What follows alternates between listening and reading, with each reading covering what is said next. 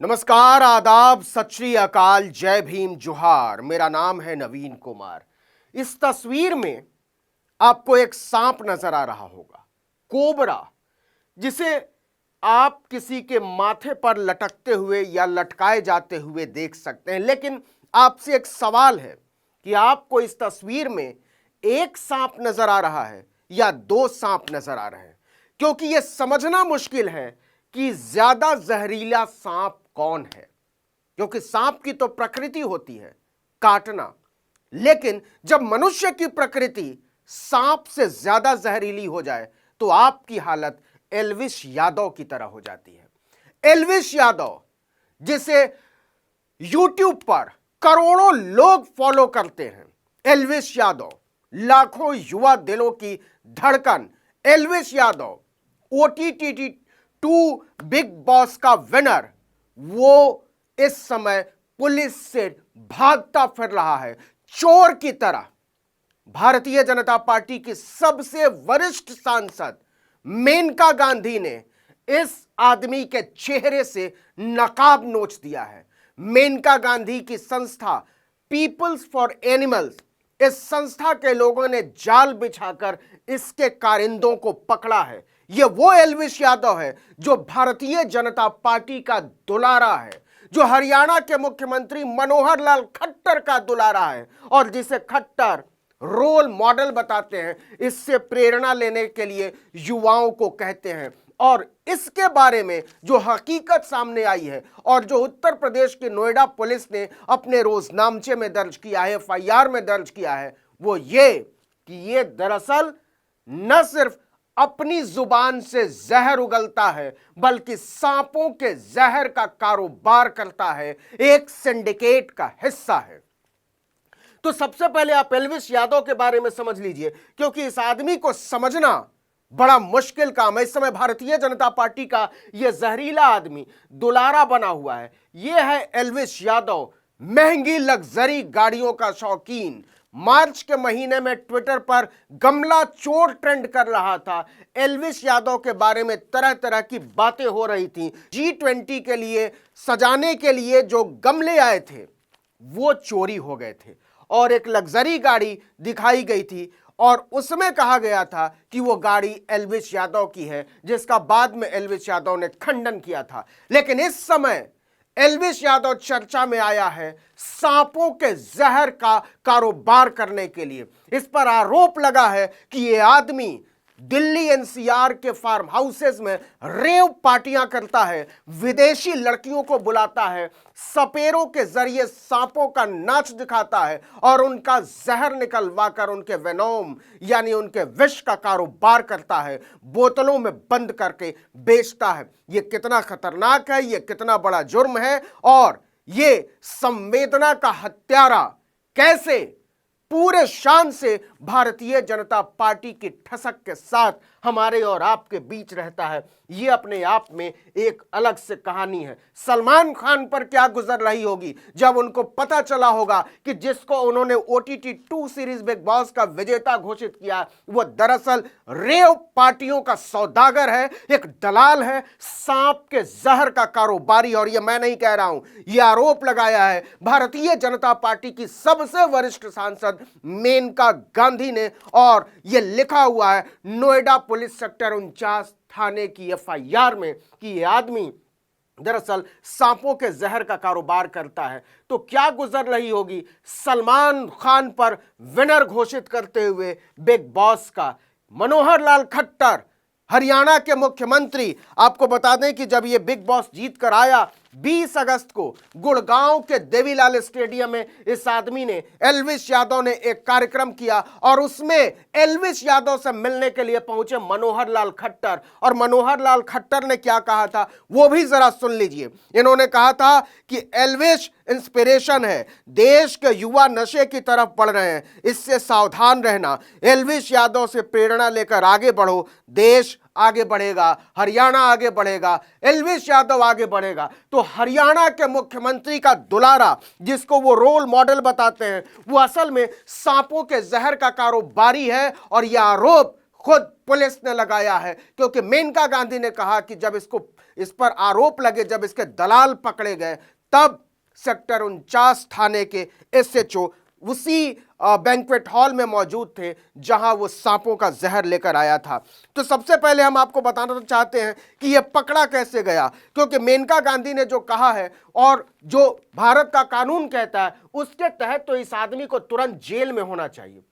और ये केवल मनोहर लाल खट्टर के साथ ही नहीं, बड़े बड़े लोगों के साथ इसकी तस्वीरें हैं, वो आने वाले 1-2 मिनट में मैं आपको बताऊंगा। लेकिन फिलहाल जरा ये पकड़ा कैसे गया इसको जरा समझ लेते हैं। ये पकड़ा ऐसे गया कि peoples for animal, Maneka Gandhi ने कहा कि हम काफी दिनों से इस आदमी पर नजर रख रहे थे, लेकिन यह पकड़ में कैसे आएगा यह हमारी समझ में नहीं आ रहा था। लेकिन जब पता चला कि यह सांपों के जहर की दलाली करता है, रेव पार्टियों में खुद जाता है, सांपों के साथ फोटो खिंचवाता है, यूट्यूबर्स के बीच ये अपने आप को हीरो की तरह प्रोजेक्ट करने के लिए यह दरअसल नशेड़ियों के बीच अपना धंधा चमकाता है, तो इसके लिए हमने जाल बिछाया। पीपल्स फॉर एनिमल्स यानी पीएफए के गौरव गुप्ता ने कहा कि जब हमें इसके बारे में पता चला तो हमारे एक आदमी ने संपर्क किया एल्विश यादव से और कहा कि हम एक पार्टी करना चाहते हैं और इस पार्टी में हमको सांपों और सांपों के जहर की जरूरत है। लेकिन यह बड़ा होशियार आदमी है, इसको लगा कि पता नहीं क्या घपला हो, तो उसने अपने एक एजेंट का नंबर दिया और उस एजेंट का नंबर है राहुल। तो राहुल का नंबर दिया। उसके बाद पीएफए के आदमी ने राहुल को फोन किया और कहा कि हम फला फला जगह पर नोएडा में एक पार्टी करना चाहते हैं, हमको सांपों और सांपों के जहर की जरूरत है। उसके बाद वेन्यू बताया पीएफए ने, लेकिन इसके बीच क्योंकि यह सांपों का मामला था तो फॉरेस्ट डिपार्टमेंट को जानकारी देना जरूरी था, पुलिस डिपार्टमेंट को जानकारी देना जरूरी था।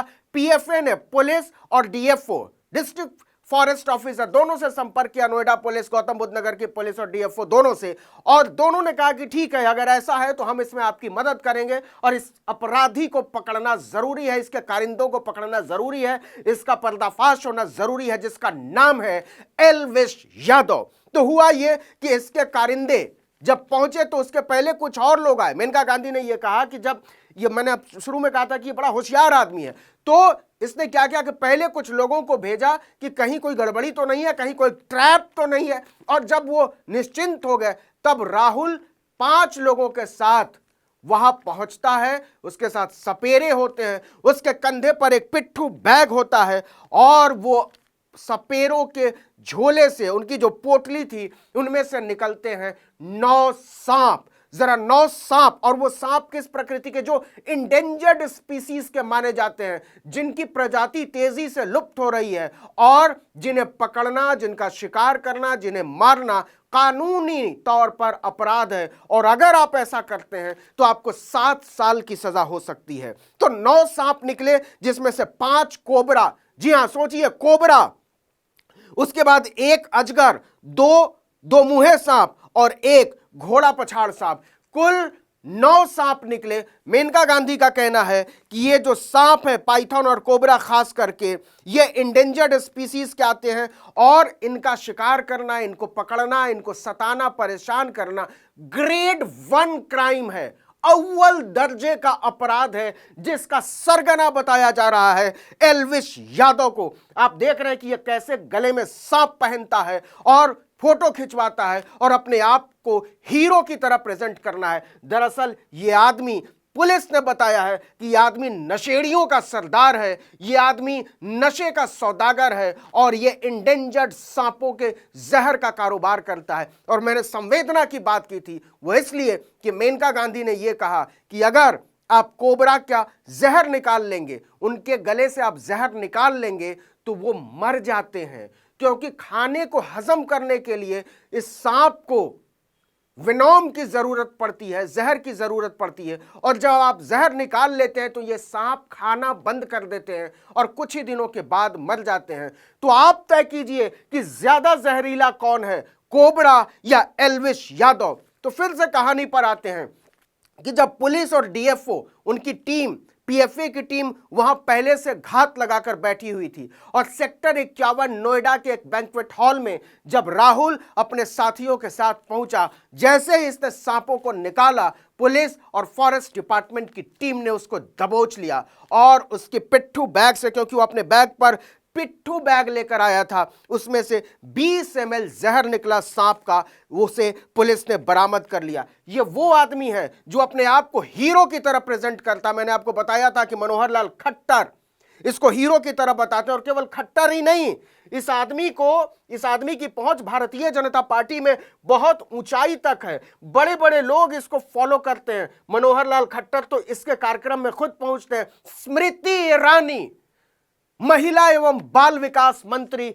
सांपों के सौदागर, कोबरा को सताने वाले, इंडेंजर्ड स्पीसीज के सांपों को पकड़ने वाले और उसका कारोबार करने वाले, उनके जहर का उसके लिए दलाल रखने वाले एल्विश यादव के साथ मुस्कुराते हुए फोटो खिंचवाती हैं, उसको ट्विटर पर फॉलो करती हैं। ट्विटर पर फॉलोअर्स आप देख लेंगे एल्विश यादव के तो आप हैरान रह जाएंगे।